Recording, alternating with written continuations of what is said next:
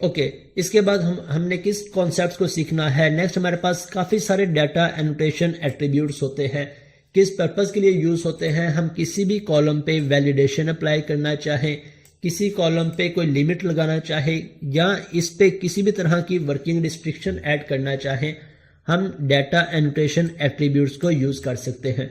कौन कौन से एनोटेशन एट्रीब्यूट्स हैं, मैं यहाँ से लिंक ऐड कर दूंगा इस फाइल के अंदर। जब आप ओपन करेंगे तो आपके पास सारे के सारे एनोटेशन एट्रीब्यूट्स जो हम मोस्टली यूज़ करते हैं वो डिस्प्ले हो जाएंगे।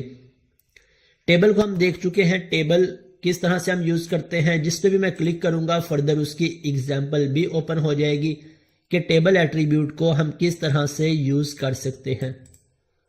मैं बैक चला जाता हूं। इसके बाद कॉलम को किस तरह से हम यूज़ कर सकते हैं। हम अगर इस कॉलम का नेम डेटाबेस के अंदर कोई और रखना चाहते हैं तो हम यहाँ से कॉलम एट्रीब्यूट को यूज़ कर सकते हैं। फॉर एग्जांपल यहाँ पे मेरे पास प्रोडक्ट्स के अंदर प्रोडक्ट नेम की बजाय मैं चाहता हूँ कि डेटाबेस के अंदर इसका नेम, इस कॉलम का नेम ना हो, बल्कि इस कॉलम का नेम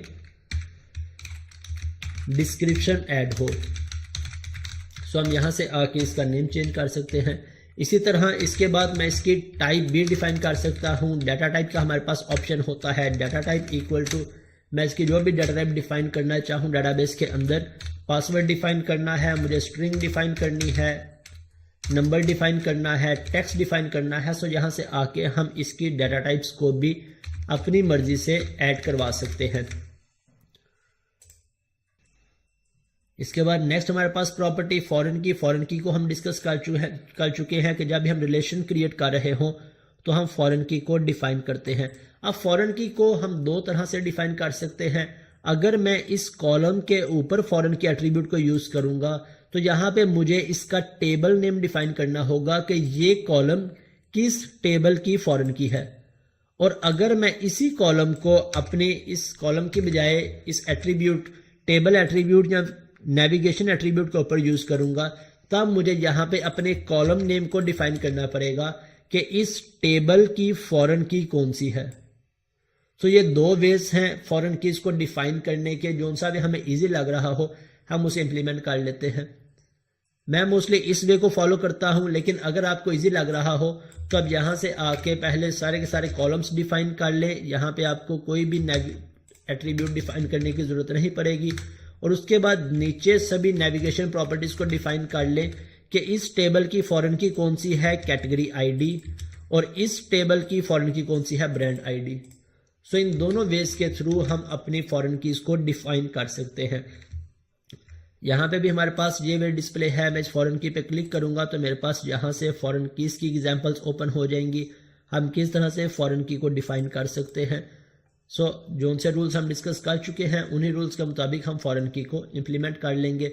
नेक्स्ट हमारे पास एनोटेशन एट्रीब्यूट है डेटाबेस जनरेटेड। डेटाबेस जनरेटेड को भी हम डिस्कस कर चुके हैं कि डेटाबेस जनरेटेड, अगर हम चाहते हैं कि मेरा ये कॉलम आइडेंटिटी सेट ना हो, मैं मैनुअली इस कॉलम को ऐड करता रहूं, तब हम इसे यहां से आके database generated option dot none कर देंगे। तो अब मेरा ये कॉलम आइडेंटिटी सेट नहीं होगा, मुझे मैनुअली हर दफ़ा यहाँ से ब्रांड आईडी पास करनी पड़ेगी। लेकिन हम इसे आइडेंटिटी सेट कर देंगे तो अब मुझे इस आईडी को पास करने की ज़रूरत नहीं पड़ेगी।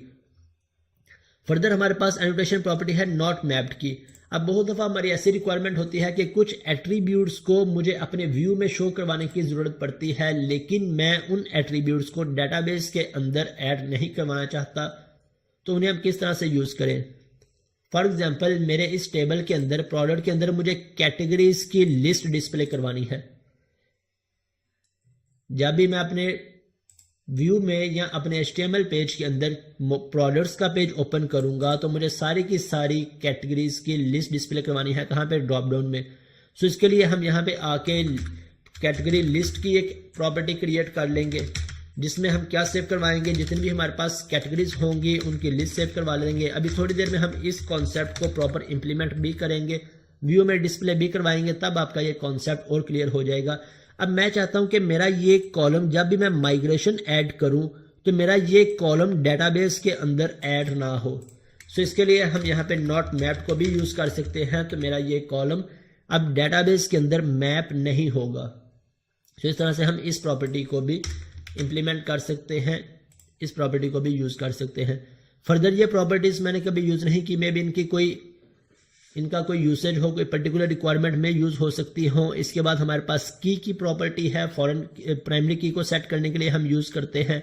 देन हमारे पास रिक्वायर्ड मैक्स लेंथ और स्ट्रिंग लेंथ, अभी हम थोड़ी देर में जब वैलिडेशंस को डिस्कस करेंगे तब हम यहाँ से रिक्वायर्ड प्रॉपर्टी को भी यूज़ करेंगे कि जिस भी एट्रीब्यूट पे, जिस भी प्रॉपर्टी पे हम वैलिडेशन सेट करना चाहते हैं, उसका फर्स्ट रूल होता है हमने उसके ऊपर रिक्वायर्ड एट्रीब्यूट को यूज़ करना है, तभी हमारी वैलिडेशन अप्लाई होगी, अदरवाइज हमारी इस कॉलम पे वैलिडेशन अप्लाई नहीं होगी। इसके बाद अगर मुझे इसकी मैक्स लेंथ सेट करनी है, मिन लेंथ सेट करनी है, तो हम यहाँ से आके मैक्स लेंथ और मिन लेंथ को भी सेट कर सकते हैं। मैं इसकी मैक्स लेंथ या मिनिमम लेंथ 10 रखना चाहता हूँ या 20 रखना चाहता हूँ, सो यहाँ से इनकी मैक्स लेंथ या मिन लेंथ भी सेट हो जाएगी। सो इस लिंक को मैं ऐड कर दूंगा। इसके अलावा कुछ और एनोटेशन प्रॉपर्टीज होती हैं, आप गूगल से सर्च कर सकते हैं, एक्सप्लोर कर सकते हैं। ये जितनी भी कॉमन प्रॉपर्टीज या जो सी मोस्टली हम अपने प्रोजेक्ट्स के अंदर यूज करते हैं, वो सभी प्रॉपर्टीज हम हर एक कॉलम पे अप्लाई करेंगे ताकि हमारी साथ साथ इसकी प्रैक्टिस भी होती जाए। ओके, अब इसके बाद फर्दर मूव होते हैं। मैं यहाँ से आ जाता हूँ। नेक्स्ट हमारा कॉन्सेप्ट क्या है, हमने वैलिडेशंस को अप्लाई करना है। किस पे? अपने कंट्रोलर्स पे आ जाते हैं। हम वैलिडेशंस को अप्लाई किस तरह से कर सकते हैं,